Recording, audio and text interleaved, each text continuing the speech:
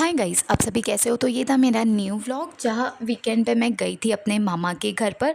तो हमारी सबकी बचपन की यादें हमारे मामा के घर से जुड़ी होती है। जैसे ही छुट्टियाँ शुरू होती थी बस एक ही एक्साइटमेंट होता था कि हम लोग मामा के घर जाएंगे। वहाँ पहुँचते ही पूरे दिन कजिन्स के साथ खेलना, हंसी मजाक करना, मामी के हाथ का खाना और रात में सबका एक साथ बैठकर बातें करना। तो वो मज़ा सच में कहीं और आता ही नहीं है। एक अलग ही लेवल का फ़न और एक्साइटमेंट रहता था। बट आप जैसे ही बड़े हो जाते हो, अब आपके पर्सनल लाइफ में, जॉब में इतना बिजी हो जाते हो कि आपको इन सब के लिए टाइम ही नहीं मिलता है। बट इस वीकेंड हमने डिसाइड किए थे कि हम लोग मामा के घर हो आएंगे। या मामा जी आ गए थे हम लोगों को पिक करने के लिए, हम लोग आ गए घर पर। फिर ये दोपहर में हमने अपना लंच इंजॉय किया और फिर बाद में हम लोग निकल गए थे जलगांव एक्सप्लोर करने के लिए। जलगांव के जो चिप्स होते हैं, वेफर्स होते हैं, बहुत ही फेमस होते हैं। लाइक डिफरेंट वेराइटीज़ के मिलते हैं।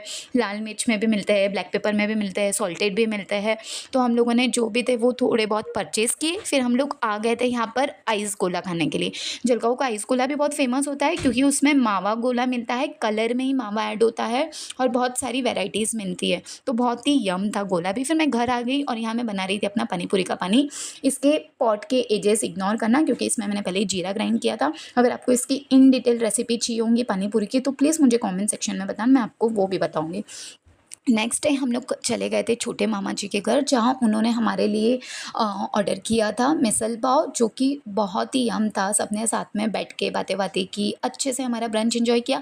फिर दोपहर में मैं आ गई थी मार्केट में। यहाँ से मुझे कुछ बेडशीट और ख़रीदी करना था क्योंकि शाम में बड़े मामा मामी का एनिवर्सरी था।